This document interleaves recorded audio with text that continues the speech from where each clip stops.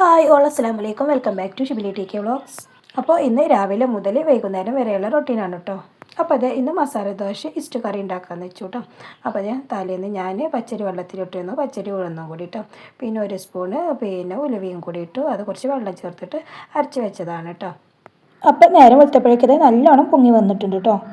ഞാൻ എപ്പോൾ ഇഡ്ഡലിക്കോ പിന്നെ വെള്ളപ്പത്തിനൊക്കെ അരച്ച് വെക്കുകയാണെന്നുണ്ടെങ്കിൽ രാവിലെ എണീറ്റ് പെടാൻ സ്പോട്ടിൽ വന്ന് നോക്കൂട്ടാ, തിളച്ച് പൊന്തിയിട്ടില്ലേ നോക്കൂട്ടാ, പൊന്തിയാലട്ടെ എനിക്കൊരു സമാധാനം വരും. പിന്നെ അത് കറി പൊട്ടാറ്റോ കൊണ്ട് ഇസ്റ്റ് കറി ഉണ്ടാക്കാമെന്ന് വെച്ചിട്ടോ. അപ്പോൾ അത് 3 പൊട്ടാറ്റോ എടുത്തത്, അതൊരിത്തിരി ഉപ്പിട്ടുകൊണ്ട് ഒന്ന് വിസിലടുപ്പിച്ച് വേവിച്ച് വെച്ചാണ് കേട്ടോ.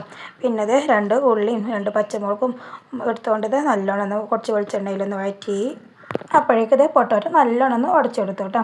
അതിന് ശേഷം അത് ഒരിത്തിരി മഞ്ഞൾപ്പൊടി ഇട്ടുകൊണ്ട് ഒന്നും കൂടി വഴറ്റിയെടുത്തു കേട്ടോ.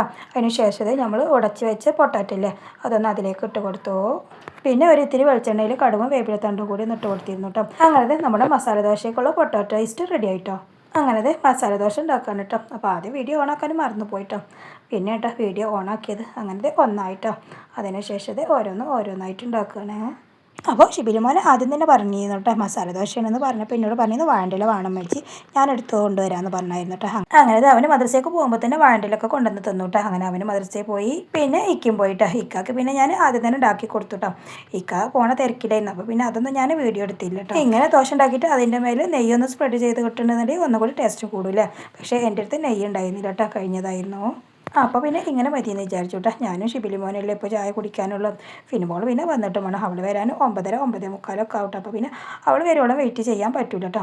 അങ്ങനെ ഞാനും ഷിബിലി മോനും കൂടി ഇതാ കുടിക്കുകയാണ് കേട്ടോ. അപ്പോൾ അത് ഷിബിലി മോന് പറയട്ടോ, നല്ല ടേസ്റ്റ് ഉണ്ടെന്നൊക്കെ പറയണം കേട്ടോ. എനിക്ക് നല്ലോണം ഇഷ്ടമായിട്ടുണ്ട്.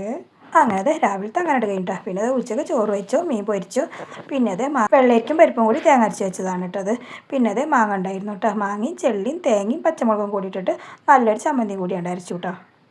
അങ്ങനെ ഉച്ചക്കത്തെ അങ്ങനെ കഴിഞ്ഞിട്ടോ. പിന്നെ വൈകുന്നേരത്തേക്കാട്ടോ. വൈകുന്നേരം മധുരക്കിഴങ്ങായിരുന്നു കേട്ടോ. അപ്പോൾ അത് നല്ലോണം ആദ്യം തന്നെ കഴുകി വെച്ചു, പിന്നെ അത് ചെറിയ പീസാക്കിയിട്ട് ഒന്ന് ഉപ്പിട്ടുകൊണ്ട് വിസിലടുപ്പിച്ച് വെച്ചതാണ് കേട്ടോ. അത് അങ്ങനെ വൈകുന്നേരത്തെ ചായക്കടി ഇരി മതിക്കിട്ടോ. അങ്ങനെ അപ്പോൾ ഇന്നത്തെ വ്ളോഗ് ഒരു കുഞ്ഞു വ്ളോഗാണ്. അപ്പോൾ നെക്സ്റ്റ് വീഡിയോ കാണാൻ അതുവരേക്കും എല്ലാവർക്കും അസ്സലാമു അലൈക്കും വറഹ്മത്തുള്ളാഹി തആല വബറകാതുഹു.